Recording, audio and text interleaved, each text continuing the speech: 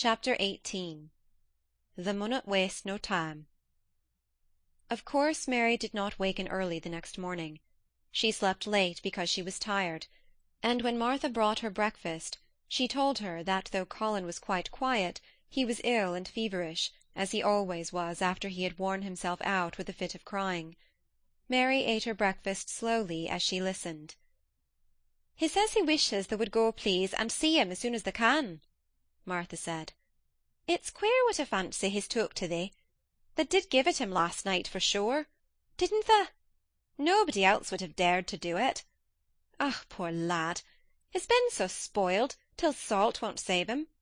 Mother says is the worst two things can happen to a child is to never have his own way, or always to have it.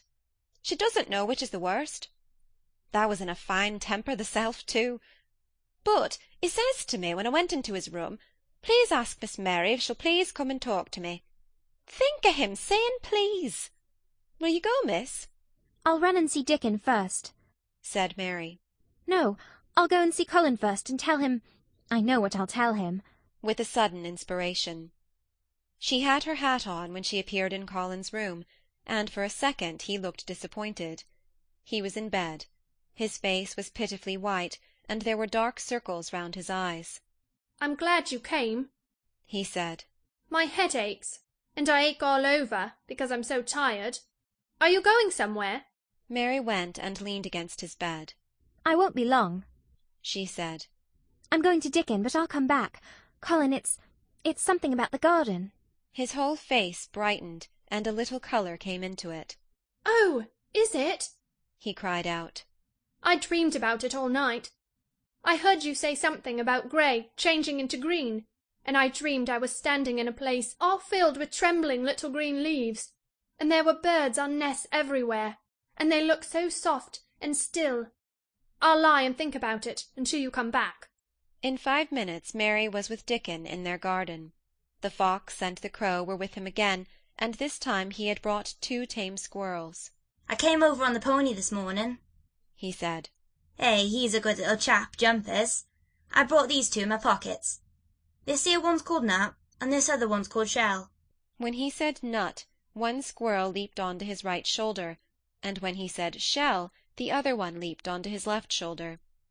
When they sat down on the grass with Captain curled at their feet, Soot solemnly leaning on a tree, and Nut and Shell nosing about close to them, it seemed to Mary that it would be scarcely bearable to leave such delightfulness.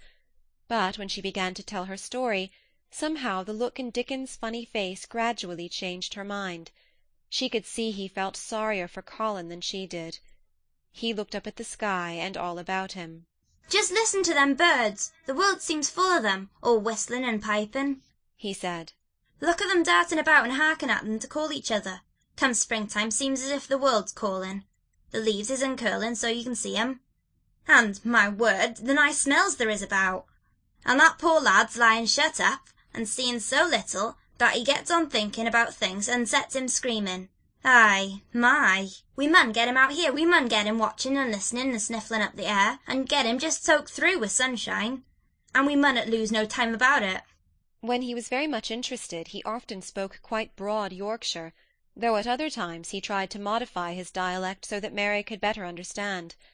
But she loved his broad Yorkshire, and had in fact been trying to learn to speak it herself. So she spoke a little now.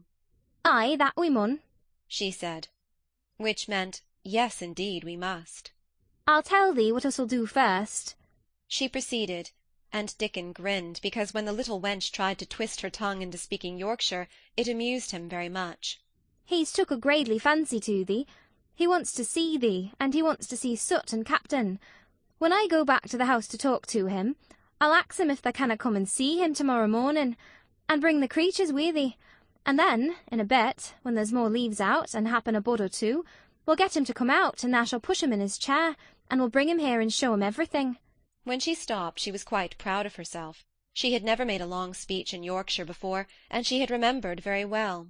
"Thou mun talk a bit of Yorkshire like that to Mester Colin," Dickon chuckled. "Thou'll make him laugh, and there's nowt as good for ill folk as laughing is. Mother says she believes as half an hour of good laugh every morning could cure a chap that was making ready for typhus fever."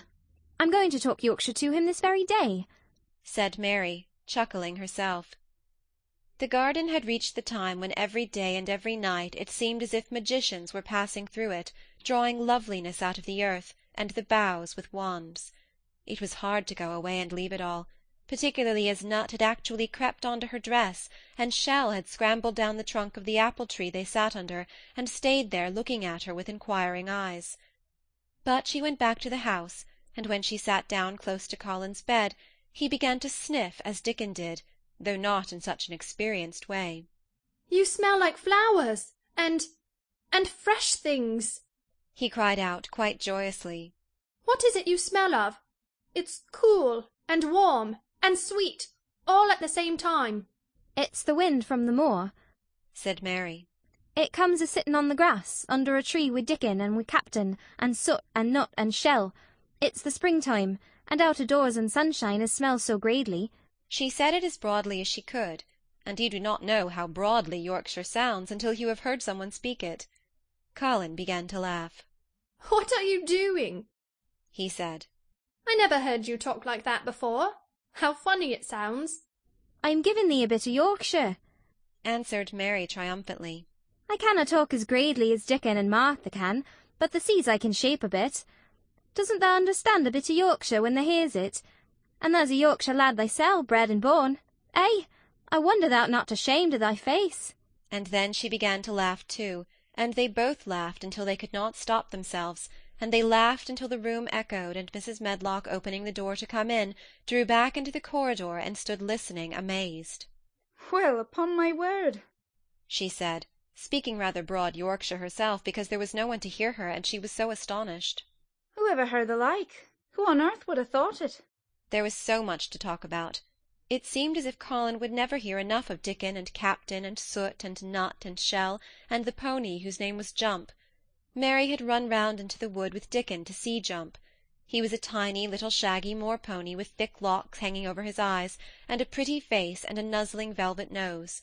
He was rather thin with living on moor-grass, but he was as tough and wiry as if the muscle in his little legs had been made of steel springs. He had lifted his head and whinnied softly the moment he saw Dickon, and he had trotted up to him and put his head across his shoulder, and then Dickon had talked into his ear, and Jump had talked back in odd little whinnies and puffs and snorts. Dickon had made him give Mary his small front hoof and kiss her on her cheek with his velvet muzzle. "Does he really understand everything Dickon says?" Colin asked. "It seems as if he does," answered Mary. "Dickon says anything will understand you're friends with it for sure, but you have to be friends for sure." Colin lay a little quiet, and his strange eyes seemed to be staring at the wall, but Mary saw he was thinking. "I wish I was friends with things," he said at last. "but I'm not. I never had anything to be friends with, and I can't bear people." "Can't you bear me?" asked Mary. "Yes, I can," he answered. "It's funny, but I even like you." "Ben Weatherstaff said I was like him," said Mary. "He said he'd warrant we'd both got the same nasty tempers. I think you are like him too. We are all three alike, you and I and Ben Weatherstaff. He said we were neither of us much to look at, and we were as sour as we looked. But I don't feel as sour as I used to before I knew the Robin and Dickon." "Did you feel as if you hated people?" "Yes," answered Mary without any affectation. "I should have detested you, if I had seen you before I saw the Robin and Dickon." Colin put out his thin hand and touched her. "Mary," he said, "I wish I hadn't said what I did about sending Dickon away. I hated you when you said he was like an angel, and I laughed at you, but perhaps he is." "Well, it was rather funny to say it," she admitted frankly. "because his nose does turn up, and he has a big mouth, and his clothes have patches all over them, and he talks broad Yorkshire, but if an angel did come to Yorkshire and live on the moor, if there was a Yorkshire angel, I believe he'd understand the green things and know how to make them grow, and he would know how to talk to the wild creatures as Dickon does, and they'd know he was friends for sure." "I shouldn't mind Dickon looking at me," said Colin. "I want to see him." "I'm glad you said that," answered Mary. because Quite suddenly it came into her mind that this was the minute to tell him. Colin knew something was coming. "Because what?" he cried eagerly. Mary was so anxious that she got up from her stool and came to him and caught hold of both his hands. Can I trust you? I trusted Dickon because birds trusted him. Can I trust you, for sure, for sure? She implored. Her face was so solemn that he almost whispered his answer. Yes, yes. Well, Dickon will come to see you tomorrow morning, and he'll bring his creatures with him. Oh, oh! Colin cried out in delight. But that's not all. Mary went on, almost pale with solemn excitement. The rest is better. There is a door into the garden. I found it. It is under the ivy on the wall. If he had been a strong, healthy boy, Colin would probably have shouted, "Hooray! Hooray! Hooray!" But he was weak and rather hysterical. His eyes grew bigger and bigger, and he gasped for breath. Oh, Mary! He cried out with a half-sob. Shall I see it? Shall I get into it? Shall I live to get into it? And he clutched her hands and dragged her toward him. Of course you'll see it, snapped Mary indignantly. Of course you'll live to get into it. Don't be silly. And she was so unhysterical and natural and childish that she brought him to his senses, and he began to laugh at himself, and a few minutes afterwards she was sitting on her stool again, telling him not what she imagined the secret garden to be like, but what it really was, and Colin's aches and tiredness were forgotten, and he was listening enraptured. It is just what you thought it would be, he said at last. It sounds just as if you had really seen it. You know I said that when you told me first. Mary hesitated about 2 minutes, and then boldly spoke the truth. I had seen it, and I had been in, she said. I found the key and got in weeks ago, but I daren't tell you. I daren't because I was so afraid I couldn't trust you. For sure. End of chapter 18.